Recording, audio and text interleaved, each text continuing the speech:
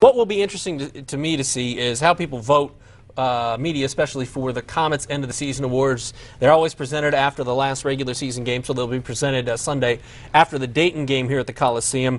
I'm going to run through... We should do that one last. Do the first one last. Do the first one last.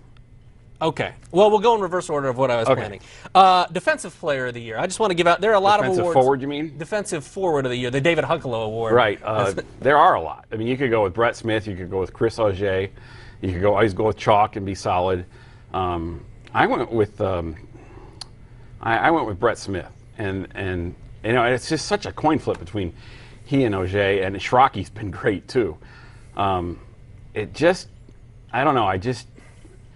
You know, even when Brett was hurt, he's out there blocking shots when he shouldn't be. You know, he's out there blocking shots, and Chris was like that all year too, except he was never hurt.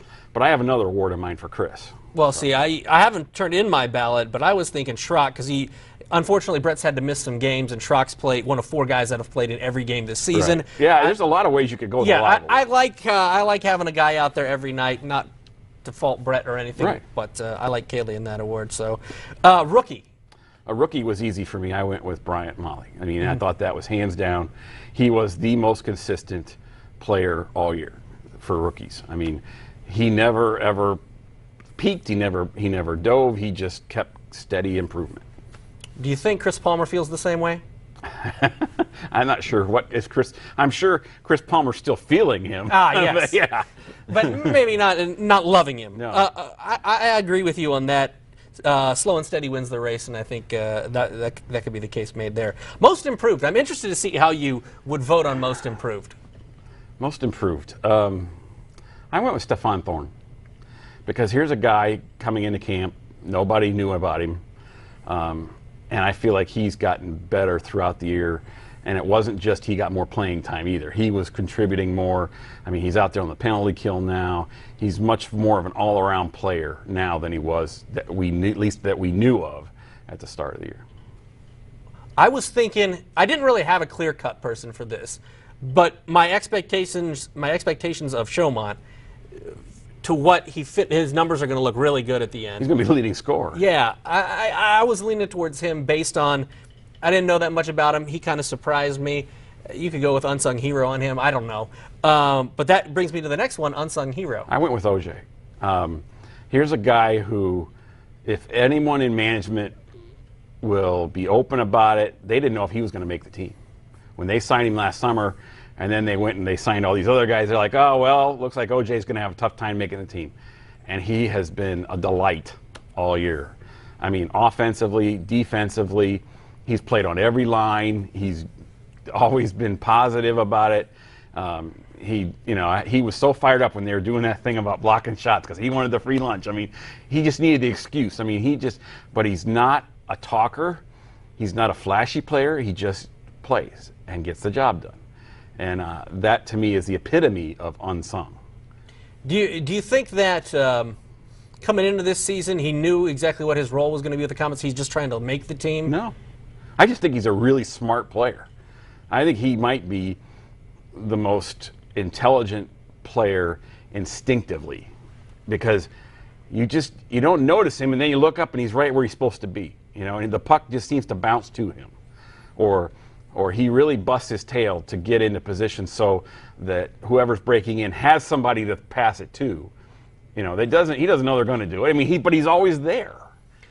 See, I was thinking, I know in some ways he's sung, which I know isn't technically a term. I like Jamie Milam because I think in stretches where they did not play well offensively, he was such a big boost. Yes, he was. He had 20 goals this season for a defenseman. That's amazing. 10 of those on the power play. When things started to roll on the power play, it seemed like it was Milam's big slap shot. I feel like he carried them at times when their offense just wasn't scoring. I can't dispute that. There you go. There's so many options this year. Unlike last year. Last year it was cut and dry at every position. It seemed like. This year there's 4 or 5 guys for each category. This is the question then. Are there 4 to 5 guys for the MVP I think award? there's 8 guys for the MVP. Wow. Okay. I mean, run it down for me. You could make the case. Boucher, he made sure they got off to a good start this year. I mean, that was his goal, and he made sure. And how many games has he kept them in when they didn't deserve to be in? by fighting off all the breakaways, all the odd man rushes. Penalty kill. Oh my gosh, it's unbelievable. I mean, early in the year, they were having one or two 5-on-3s every game, and he kept them alive in those games. He's also fantastic on the road. I mean, he just gives them so much confidence on the road. Okay, let's see who else. Bobby Shomon. Has there ever been a Comets leading scorer who got less acclamation than Bobby's gotten this year? Probably not. I mean, it's amazing. I mean, he had that one long stretch where he couldn't score, and that was really probably might hurt him in this. But I mean, but it wasn't because he wasn't the same effort or anything. And he was still leading the team in shots, and he was getting them. Okay, let's see who it's. That's two. We'll go Smitty next. Smitty, just for being Smitty. Yeah. I mean, you can tell every night when he's not playing. Mm-hmm. I mean, I think it's 32, 14, and 3 when he's in the lineup, and makes they're like the guys around him 500 when he's out of the lineup. Chalk, you know, this is not going to be one of his signature years statistically. I think it might be one of his signature years though as leadership, because he wasn't the first line center, and he never talked about it, never raised a peep about it. He shared the role. He shared the leadership some this year. You know, I mean, there's a lot of things that he did which were really positive, which don't always show up on the statistical. He took on Artie when nobody else wanted to play with him, which was a big thing. And he went and basically requested that because he knew everybody else didn't want. You know, I mean, it was a little thing, but those are all the things that add up. That's 3. Okay. That's 4, isn't it? 4. Okay, what do we got here? I would also throw Henley in there. I'm getting there. Okay. Henley, I think if you look at all of the players who had career years this year, his was far and away the best career year of anybody on the team. Nobody besides Nick has played more minutes than Brent has. And, you know, fans always gripe because he isn't fighting enough. They couldn't afford for him to fight and sit out for 5 minutes. They needed him out there at the end of games and in key penalty kills. They couldn't afford for him to sit in the box at all. And he really, really warranted that kind of play too, by just being so strong. And look at Bryant, how much better Bryant has gotten too. There's a big part of that. Again, OJ. There is no weak spot in that guy's game. I mean, if you need to win defensively, he's going to be one of your best defensive players. You need to win offensively, he's going to be one of your best offensive guys. He is so smart at picking up weaknesses of the opponents too. He kind of makes the system work by himself too, in some ways, a lot with a forecheck. He's not the forechecking guy a lot of times. He's the guy picking off the pass though all the time. So that's 6. Okay, well then we got Frankie. Okay, I thought you'd throw Frankie in there. I think you could throw Frankie in there. This is kind of a strange year for Frankie because it's not, you don't have that many signature moments where you think, wow, Frankie won that game. But Frankie made sure they didn't lose a lot of games. He was very strong defensively this year, and he didn't lose anything off his offense. As much as the power play has struggled, he's still got he's going to have a career year in points, you know, which is really strange because, you know, usually those guys get all their points off the power play. And then you got Milam. And like you said, there were times this year where the power play wasn't doing anything except for him. And he's been very solid defensively as well. He's minus right now, I think.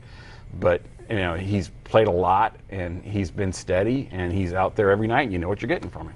I'm impressed. You did come up with 8 right there. Yeah, I mean, and they all make sense in some way. They really do. I mean, I think my vote, if we don't have a vote, it's the players' vote only, my vote would go to Nick. Because if Nick doesn't come out to shoot the way he did, they're right back where they were last year at this time. agree. I mean, they are completely dead in the water because everybody was struggling so horribly at the start of the year to score. I mean, they had to beat teams 2-1 every night, and he did. And he was just hotter than a pistol, and he led the league for the goaltenders for 3/4 of the way.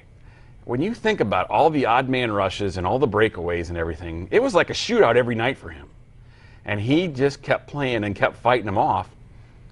And somehow they're going to finish first.